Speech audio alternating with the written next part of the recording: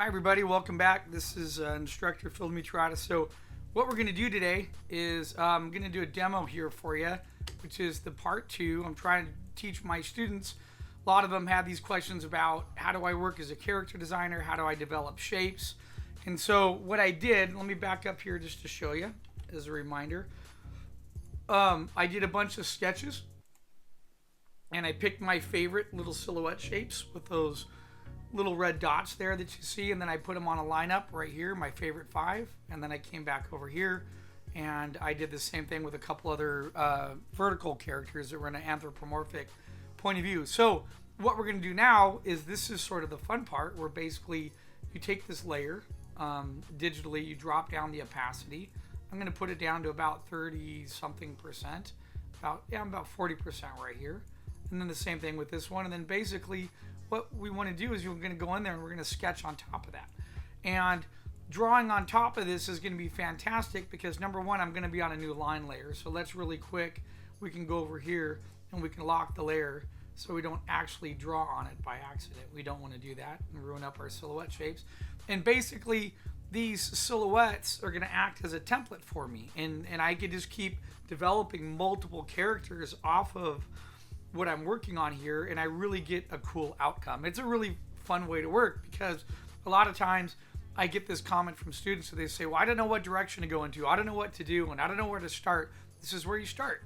You do your quick little shape studies, and you know, a huge part of really good design is based off of shape and shape language and visual read. So this way, now we have shape under there, and we just go on top of it, draw on top, and see what comes out. Here we go, everybody. Okay, so I'm just going to zoom in here, start sketching over, and what I'm going to try to do, I want to be a little loose on my first like 3 or 4, and then as I go forward, I'm going to try to be a little bit more tighter, because I want to talk a little bit about line quality. It's all about time. If you're on a show and you don't have a lot of time, you need to be a little bit tighter to get your line quality to be good, so then you can rush right into color. Then again, on the other side, if you're trying to get a rough look on your piece, then you can do a rough line cleanup and then just take that and color underneath it and change the line on it, and it'll give that nice effect. So I just thought I'd try to show 2 approaches. I'm going to work a little bit faster trying to clean up the character here, and then at the same time, when I venture off, I'm going to try to change it up a little bit. I did fast forward this video by about 50%. Okay, so anyway, enjoy. I'm just trying to figure out, I'm using my base as a guide and just trying to get my contour lines and my other lines working and matching, so I have a good idea of what things are going to look like. And like I mentioned before, my first couple sketches are always going to be not nearly at the level that I want them to be, because it's my brain sort of breaking in, and my, you know, your hand and just everything. You're breaking into a rhythm of drawing, and you're figuring out how things are going to look and how you're going to get there, you know? But that's the fun part, because if there's something you don't like, you didn't lose anything. Your foundation, your drawing, everything that you did is still sitting there, and you can just go back over it and you know, change it, modify it. It takes a couple seconds.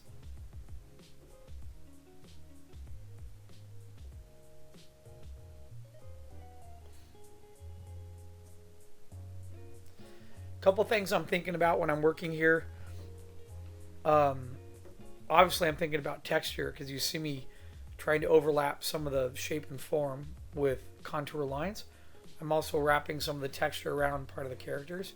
Another thing I'm thinking about is on the shell, the bottom of the shell, there's 2 parts. You have the base of the shell, the top of the shell. How do they fit together?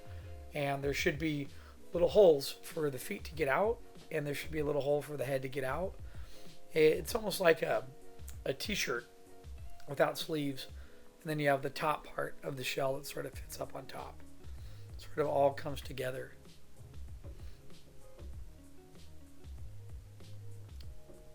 Oops, I think I had the other Yeah, I had the other one. Let me move that guy over. So that was a different variant there. And you'll see a little bit later. I yanked that guy out of there. I don't like it, so, no worries. We all start somewhere, right? Same thing when you're out drawing in your sketchbook, just having fun. You have good days and bad days. And it's the same thing in doing a pass like this. Like I told you guys before, I'm doing this for a demo for students. So I got to dive in there and really, try to get it done. And I'm limited to a certain amount of time versus, God, it would be cool to just be, when you're sitting in a studio environment and you have maybe all day or multiple days to design variations of characters, and you can pick the ones that you like, the ones you don't. You can revamp on them. You can stretch out their shapes more. You can see where you land and where you finish, right? Exactly. Like this guy. So another thing I'm sort of pushing, he was more of my sea turtle, the large shell. I like it sort of swing over like a wave. Another thing you'll notice on this top row of characters, I'm doing the underbite quite a bit, trying to pull forward that bottom lip to have like a dedicated underbite. I like that look, but on a couple of the other characters, I want to go for an overbite. I'm going to try a couple overbites. Overbite usually makes somebody look a little bit older.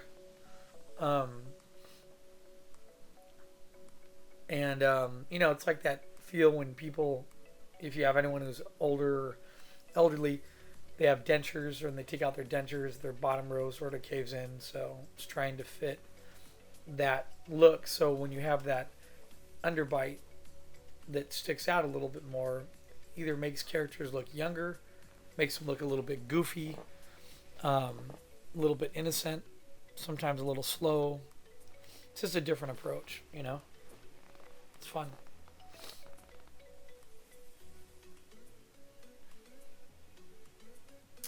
All right. Try to get this shell going here. Get that bottom lip.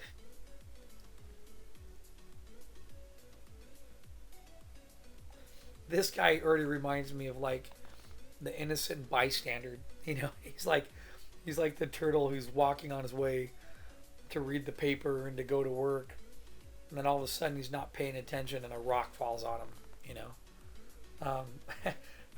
That might sound mean, but it's a drawing, right?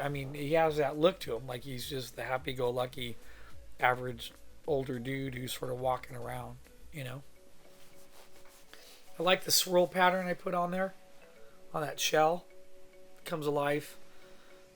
It just creates a nice flow. I could have squashed and stretched a little bit of the pattern to offset it a little bit more, but it's fine for now. It's a simple pass. It works. Excuse me, I'm starting to lose my voice. Been lecturing all day and came home from school, and now, working on doing another demo. And sometimes your voice only takes so much, in one day. And excuse me if I'm sniffling. I'm fighting a cold too.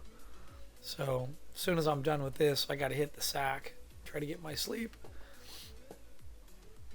Yeah, here in California, it's just been, we've had some, I know it's funny to say this, but we've had some cold weather. We're not used to having 40-degree nights. And, and even, if you go up in the mountains, you're down into the 20s and stuff. So, for California, you're not used to having some of that, on a regular basis. And it's just been weird. Here we are, we're in February, and we have it's freaking cold. I just want to start a fire in my studio, sit there and warm up. So, I like this guy, but then I don't like him. I like his body shape, but I'm really not liking his face too much. But I'm going to go ahead and finish him right now because I have to move on. I'm just telling you I don't like him. This guy is a character. It's a good example of a character that I got to a certain point and I don't like. I was trying to stretch out the bottom lip and make him look a little dumb, a little slow. But it just doesn't come off right to me. I really would want to revisit this. I could change the top portion of his head and do an overbite, and I think it would be a younger, much more successful character without this sort of weird, goofy look to him, So this is a good example of a character I would definitely go back into, and I would tweak and adjust because it's all right, but I don't know, it's just not quite there at 100%, I should say. And that's, to me, that's a cool thing about when you're drawing and you're designing is, eventually after time, that's why we practice on our sketchbooks, right? When something isn't working, and so then you have that ability to adjust it and change it, modify the eyes, the eyebrows, maybe put a different look on them and see where it takes the character. And even still after me tweaking it now, I took a break in a little bit and I came back and I looked at it and I just sort of went, ugh, I sort of don't like it. So anyway, that's all right though for right now. It's a stepping stone, right? Remember, you can't always have 100% drawings every time. And what was really cool is after I did that character being frustrated, I did this character and I felt like I hit a home run. I really liked the way this character turned out. It had the shapes that I like. He has a fun, sort of mischievous look to him. And so it just so happens I had the recorder on, and you guys get to see this because to me this is just a great example of going for a character, failing, getting frustrated by the look of it, coming back, and then your next one ends up having one or two similar attributes and then a couple changes to it, and it has a better read, a better feel. So, it's, again, you always keep trying, you always keep working, you don't give up, you keep revising, you keep going through variations, and that's what leads you to becoming, a good designer. Because if you think about it, look at everything I did up until I got to this point. I was examining variations in the silhouette shapes. I was thinking about different types of flowing movement and gesture lines, thinking about positioning versus 3/4 view, side view. I even did a row of anthropomorphic turtles down below standing up on back feet, right? So, to me, those are really important factors that are coming forward that I've already achieved to get to this level. Now that I'm at this level, I get to get in there and really just sort of have fun, start focusing on the detail. But again, I have the structure already taking place and it's holding it together. And for me, that's just, that's a huge part of design that makes it fun and makes it interesting. So, now, I know some of you are wondering, okay, you did it this way, you did a silhouette, you did one version on top of it. What if you didn't have those type of time constraints? What if you only had 20 minutes or 30 minutes to get something done? What if you couldn't do a whole row of characters like this? Because if you add it up, I'm like on, I spent over an hour or something doing the silhouettes, and then now I'm spending on this another hour or two going over with line, pulling out character shapes. Okay, so that's a valid point. So that's when your sketchbook comes in. You out in your sketchbook drawing and spending less amount of time on a character, it's going to give you that confidence and that drawing mileage to then define your characters later on. So if I had to, I could have just taken my favorite 3 silhouette shapes, pushed them, merged them together, and only done a study of, let's say, 3 characters at a larger size. But for this demo, I just wanted to complete all of my silhouettes because I have, what do I have? 1, 2, 3, 4, 5. I have 10 silhouettes there. So, does that make me viable and more workable on a production? Heck yeah, it does. If I can sit down with a director and he tells me his vision is to have 10 or 15 different characters and I can come up with different comps and ideas in less than 3 to 4 hours, that makes me extremely viable to a show or production. Granted, remember, I am speeding this up, it's doubled it at 50%. So, anyway, I really like this guy right now. I'm really liking the way he's coming out. He's cool.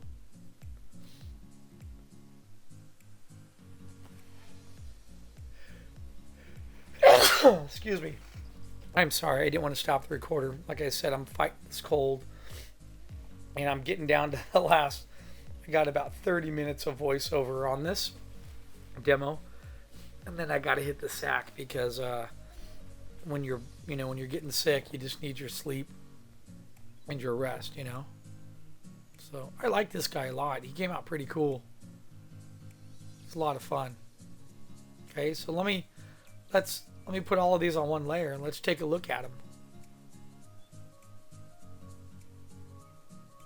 Let me adjust my layers here real quick. And there we go. Let me turn them on. I think I have to merge them all real quick. Somewhere in here, Camtasia crashed on me, but I got the footage recovered. So give me a second here. There might have been a pause or two. Oh yeah, I don't think I drew this guy on the end here, so I forgot I didn't finish him up, so I'm going to finish him up right now.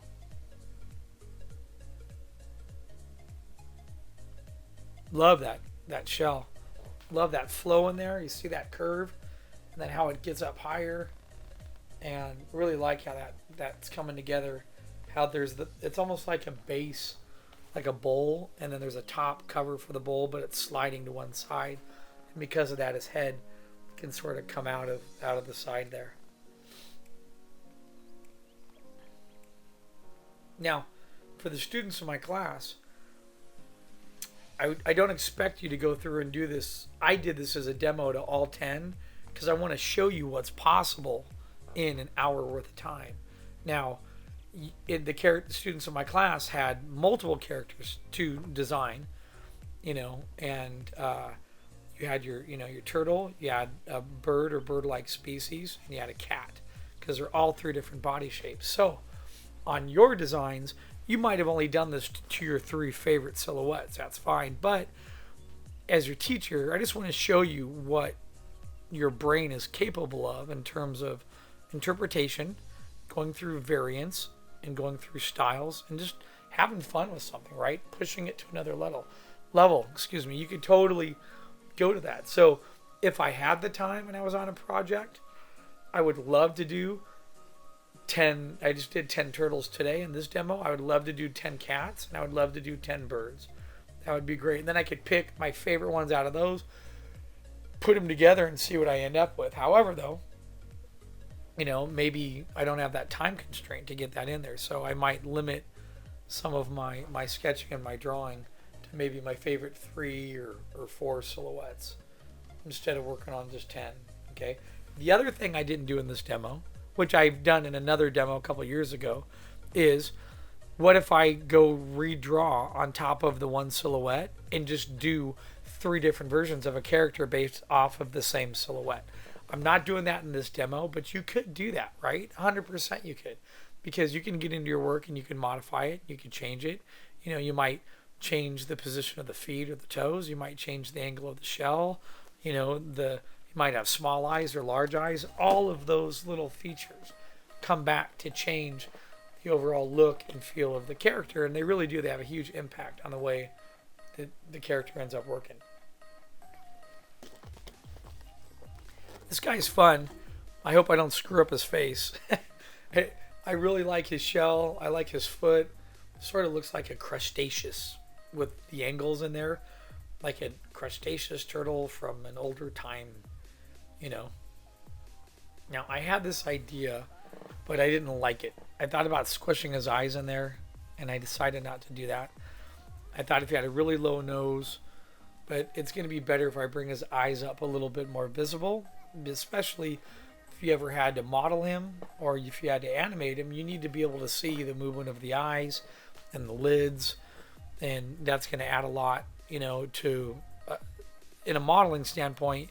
Somebody's then going to have to go rig it. So we want to make sure we can at least see the eyes, or else he's not going to be a character that is going to be able to be animated correctly in 3D. So that's sort of like rule number 1. So I decided to raise his head, and I sort of like this weird pokey thing on his head. makes him look like he's a little bit more, crustaceous and part of his environment. That would be a good name for a donut shop. Crustacean donuts. Like big chunks of chocolate and M&Ms and gummy bears on top of donuts, right? I mean, it'd probably give you a small cardiac arrest too, but just something different. Oops, I hit my mic right there. Sorry about that. All right, let me get this foot in here. We'll get the back ones in. I like the pose too on this. He sort of looks like he's leaning forward a little bit, like he's eager. He's eager to learn and get out there and do stuff, I think that came out pretty cool. Adds a lot to part of the character. Simple little touches. Even raising the heel up a little bit like that just adds a teeny bit more to him.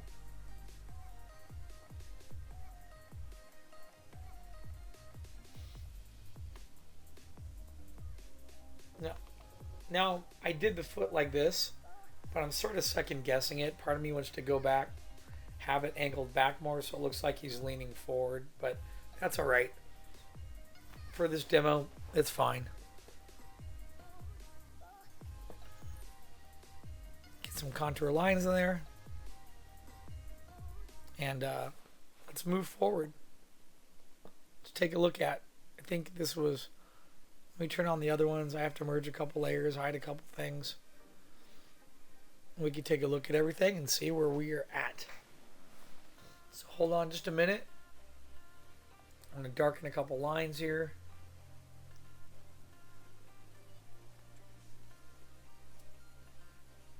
Excellent. So let's turn them all on. See what we got. Not bad. I mean, I'm pretty happy. There's a couple in there I really like. Again, I see him and I'm like, eyesore. I don't like the guy second to the end. I definitely want to go back and tweak him.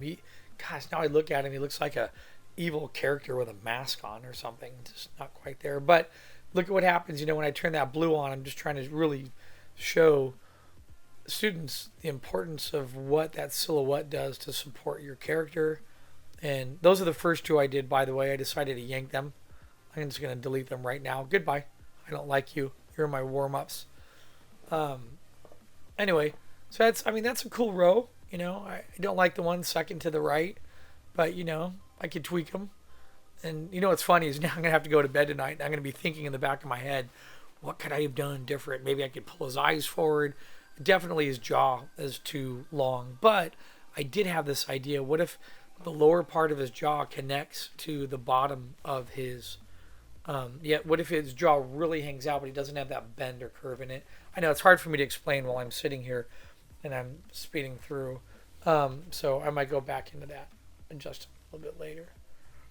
I forgot why I drew those lines there, but anyway, let's move over. Here's my other silhouette studies, and let's dive into these. And on these guys, I'm going to tighten up my line quality a little bit more. And the reason why I'm going to do that is because I want you to see the difference between up above. I was sort of doing like a little bit of like rough sketches. Now, when I get in here, I'm going to push in. I'm sorry, I can't talk right now. What was I going to say? I'm going to push and pull the line quality and have a little bit thicker contour line that's weaving in and out of the shapes.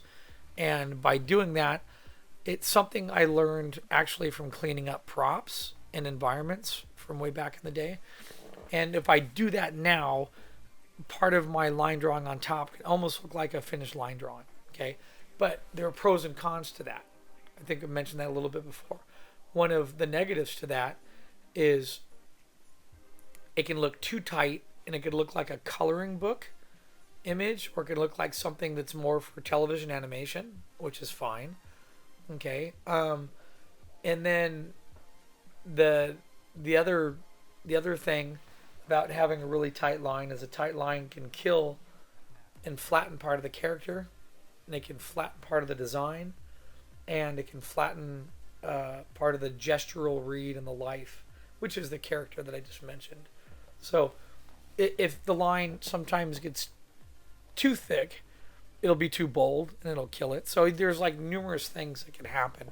So, but on the positive side, if you have a limited amount of time, you're really good with line cleanup. Bam, you just knocked out your character, the line's there, and you're ready to rush ahead, and you can work in a more expedited flow or manner if you're either doing freelance or working on a production, or maybe you're illustrating a children's book and you need to get something out right away.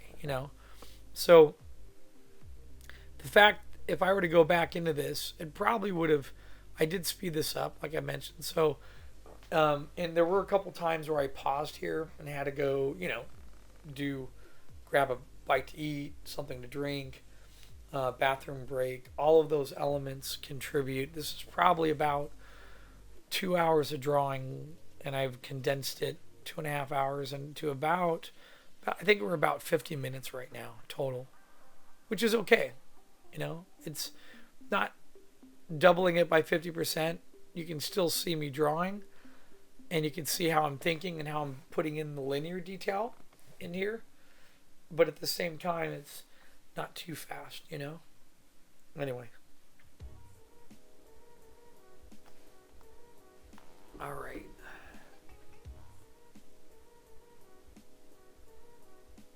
And the really cool thing that keeps popping in the back of my mind is, if there's one thing I don't like on here, I just delete the line and go back and do another version. I mean, that's, to me, the killer thing, is I could keep drawing on one silhouette and really keep pushing my shapes and having fun and really see where it takes me. I can try new things. I can go in different directions, and it's really hard to do that when you don't have a visual shape to draw on top of. You're limiting your workflow and you're limiting part of your design process. Okay?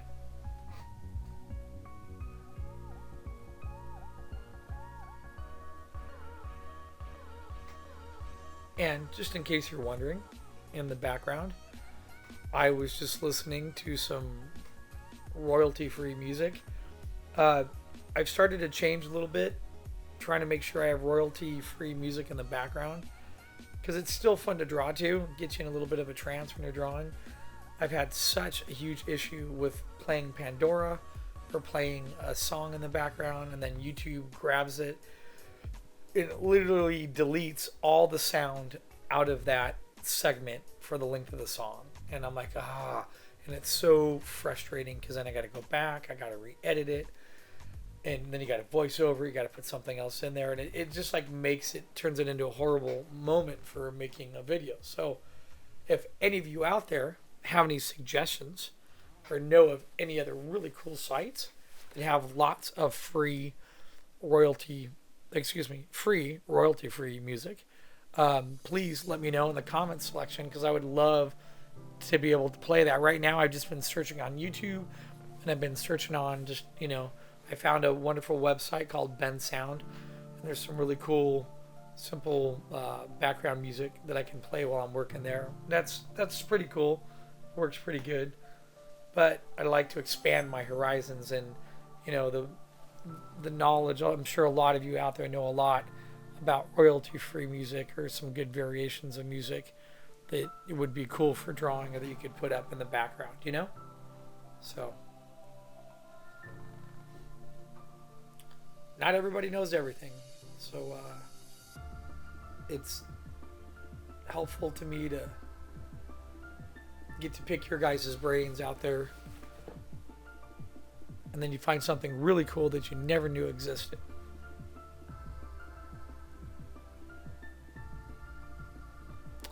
Now, since I'm doing a tighter line on this, I am getting caught up in a little bit of detail, but that's okay. I want to show you the difference between having a really finessed line quality with good contour line, thick and thin. So just to mention this for a couple of students of mine that might be watching, or any of you out there in YouTube land, your contour line will not work if you have it super thick and heavy on the outside all the time. It just won't. It'll flatten part of the image. Yes, that is a style. Yes, that is also something that's used inside television animation. However, though, I don't like to have super duper bold lines because I just find it immediately kills and flattens part of a design. So I really like to think of the line bending and interacting, and when it bends it gets a little darker, and then when it comes out of a bend it gets a little bit lighter. Interior lines that show shape and form and mass, they should be much lighter. They should never be the same thickness as part of the outside line, because if you do that, you're going to kill part of your drawing. That's cool. I like him. He looks like the guy in town, the older guy that sells lemonade and is friends with all the neighbors, right? Now this guy, before I even started him, his pose just totally reminded me of like this eager, like happy, inquisitive character, with the way that head's coming forward, the way he's sort of reaching with his hands. So, it's funny. As soon as I started drawing this right here, I thought to myself, oh crap, I got E.T. And I'm like, oh my God, I just subliminally put the large eyes and the same nose as what E.T. is. I mean, E.T. basically is like a turtle, right? So, and then I put a frown on him, and I realized, God, he doesn't quite look right with the frown. Probably be a good idea to take that off and just make him look a little bit happier. But he does look sort of like E.T. I mean, it's just the way it happens. I don't know if this happens to you guys, but it happens to me all the time when I watch movies. There are books that I've looked at when I was a kid, Dungeons and Dragons. There are characters I've looked at. There are other designers I've looked at. And something will pop out of my head, and sometimes I can catch it and realize the influence or the background of where that came from and why I am putting that on paper. I mean, that does happen. It's really easy for that to happen.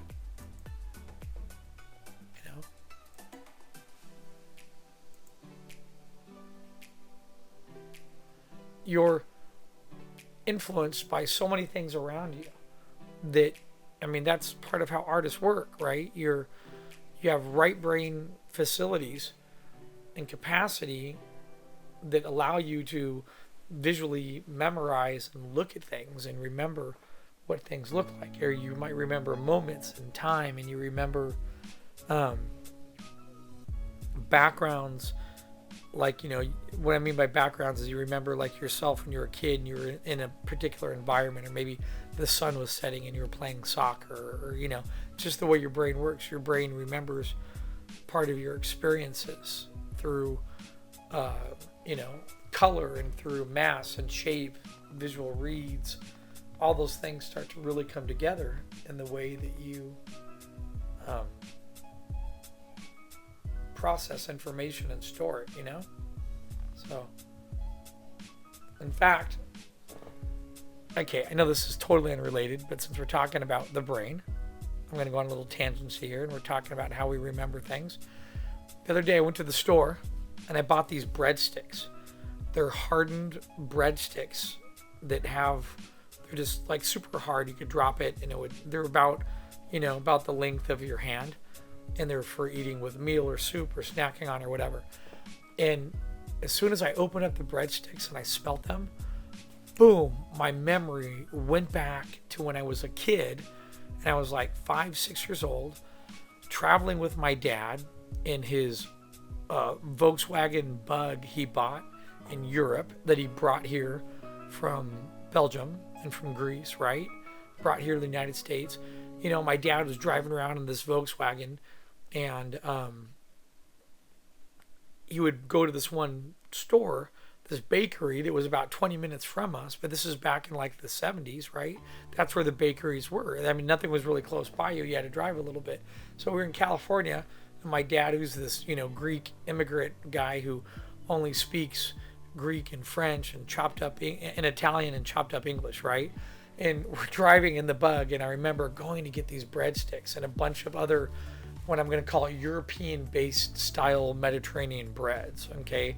like big loaves of bread that are cut or some weren't even cut, the dried breadsticks and so on. So anyway, it's just, I'm going on a tangent, but I'm telling you this little story because that's part how your brain facilities work, is that you remember.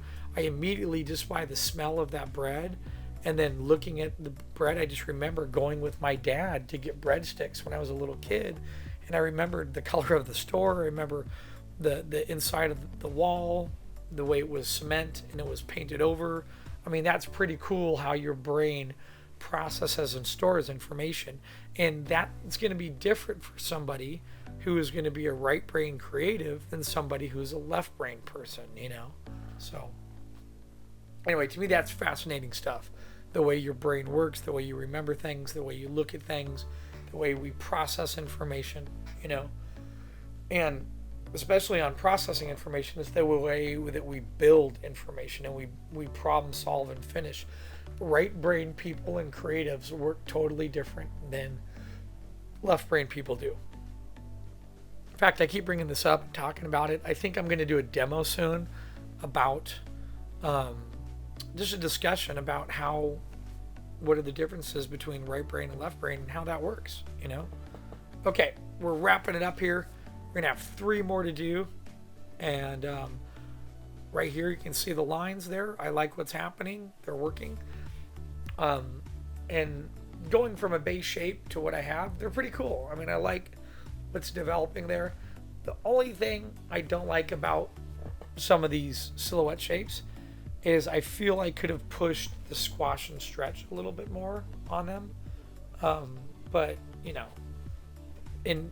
in hindsight and retrospect, everything is 40-40, right? It's easy to see that and to notice that. So I notice it now. I can adjust it later or tweak it if I want to. Definitely went with an underbite with this guy. And I'm trying to figure out the eyes. I can't quite get the eyes to fit the way that I want. The fact that he has that underbite, it makes me think of him as being old. And I think he should have like bushy eyebrows. I could have pushed that a little bit more, but I'll come back in a minute here. I'm gonna erase the eyebrows after I finish them. But what's funny is he's sort of looking like my pops. He's sort of like this, reminds me of like this, older Greek guy with the jaw sticking out and the big fluffy eyebrows, and got to do the Greek voice. Hey, what you doing? I'm hungry. Hey, where'd you go? Who touched my stuff? Don't touch my, that's my dad talking, right? Yeah, like that. See the fluffy eyebrows? Yeah, now he looks like an old, upset Mediterranean, Turkish or Cypriot guy. You know what I mean? He just has that feel. But I'm looking at the face and I'm realizing, it's probably a little too tight for character design, a little too serious. But what's going to happen after I do this? Whenever you have a bad drawing, you always have a good drawing. That's the golden rule, right? Yeah.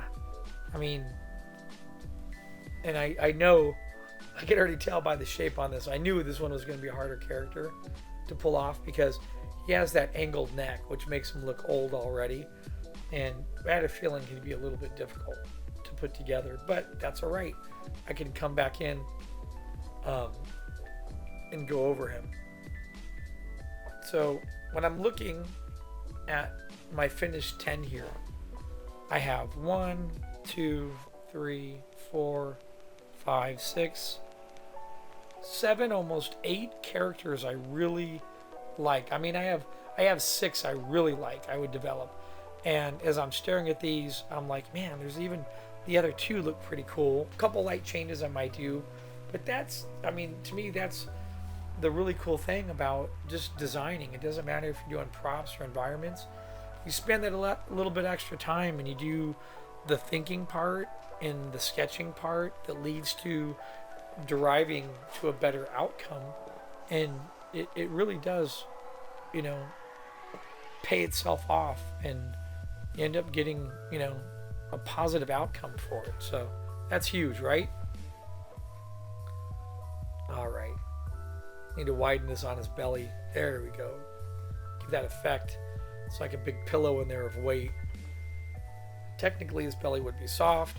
So now the bottom part of his shell doesn't quite match as hard as the character next to him that I did, but that's something I could adjust later. I could just change a couple contour lines in there. I was getting a little carried away on this guy on the texture, so but that's all right for right now. I have a feeling that my next character is going to be different, and he's going to be fun, and he's going to be eager because I keep looking over at him, and I just like his gesture, and I love that silhouette so much more than I do this one right here.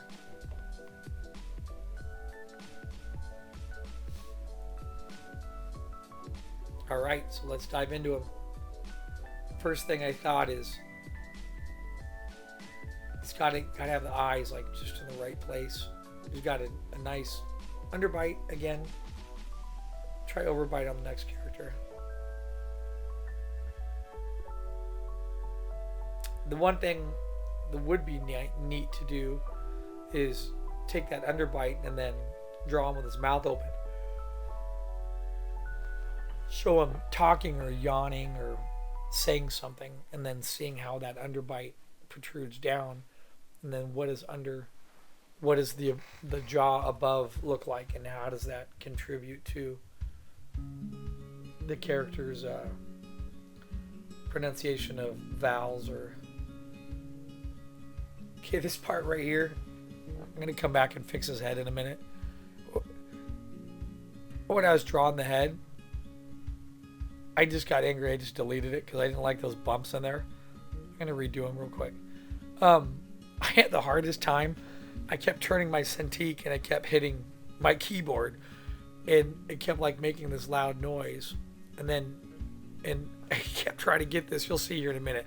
I'd try like 5 times to draw the head line. I couldn't get the right angle of my hand curving over the top of his head. It was just driving me nuts a little bit. But here it goes.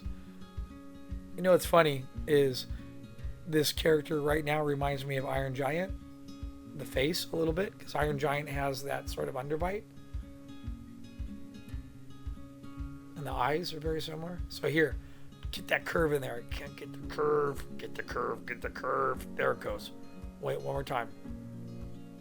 Undo, undo. Tilt the Cintiq. Nope, it's still jittery. Tilt it again. Okay, I did it like 5 times. It was driving me insane. I was trying to get that curve just to flow in there, and I couldn't get it to work. Because, you know, you're drawing a curve is based off the angle of your wrist, right? And your body's position to either paper or Cintiq. That's why with paper it's really easy. You can turn your paper at a 45-degree angle, and then you can get the curve in naturally because you've tilted it, right? With a Cintiq, it's a little bit harder. If I go to spin it, and then I'm hitting my keyboard or my desk, it's not giving me part of that angle. And I know someone out there is probably like, well, excuse me, Phil, you could have just hit R on the keyboards and wrote. I know I could have done that, but I didn't do that because I didn't think about it at the moment. I was getting frustrated with the stupid curve, and I sort of forgot about it. So that's all right. No worries.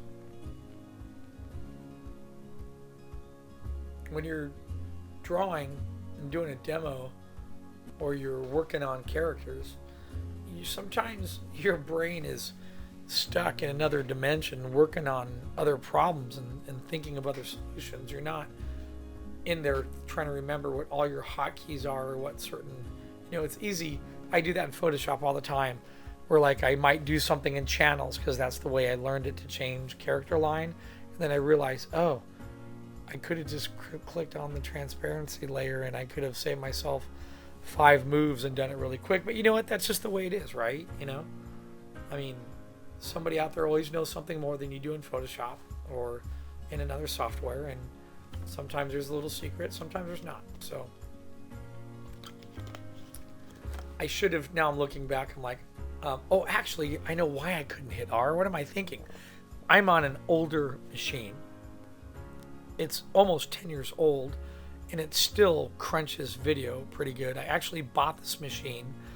It's a Boxtec, BOXX. It's a company in Texas that makes really high-powered machines. I bought this machine from Maya, It has served me well, and I've had it for 10 full years.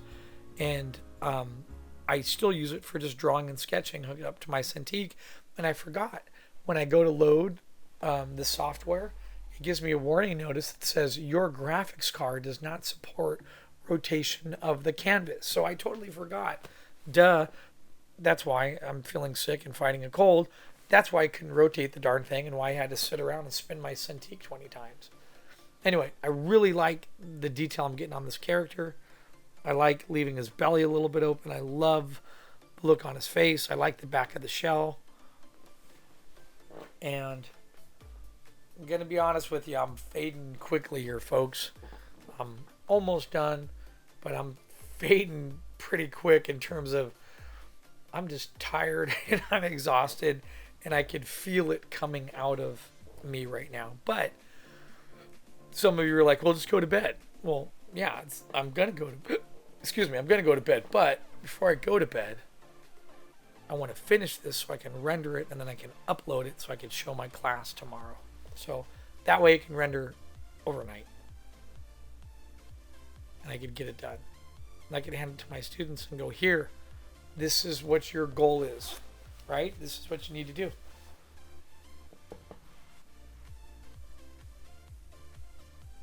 So I did the pull down beak, did the overhang, and I don't know, it's okay.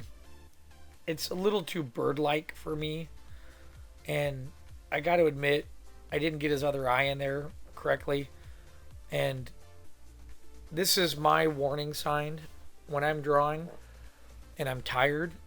I start to make little mistakes, and I start to skip over shape and form. Now I'm just going through to get this guy done because I wanted to basically have a full sheet of 10 characters drawn in line, just to have to show that came off of the other demo that I did. So, right? That's our goal. And I'm going to complete that goal before I go to bed. Now, part of me wants to go in and erase this guy. I want to take out his... Number one, I don't like the contour line I'm going to put on his belly in a minute, because I did it crooked, and I look back at it and I'm like, why did I do that? And that's because I'm tired. And the other thing is I don't like part of his face. I like his feet a lot. I like his hands. His face is irking me a little bit. Maybe it's a little bit of the bottom, the way it almost like it's like a bird beak. It comes to too much of a point. I know turtles have that feature in them. I know they're snapping turtles. I've seen them, but it's just there's something about his face I want to tweak. So what I'm going to do is I'm going to wrap this up in just a minute here. I'm going to let it grow on me overnight. And if I want to come back and revise his character a little bit, I might just erase part of his face and then delete that other character I did earlier, second to the right on the top. And I might get rid of the one in the middle here, the old grumpy guy. So I might adjust him as well. So anyway, we're going to wrap up here in a minute. I'm just going to show you everything. These are all my characters I just put together. Thanks for watching, you guys. Thanks for leaving comments. And keep plugging forward. Keep drawing. Remember, you have good days and bad days. The secret is about repetition and practice. All right? Take care.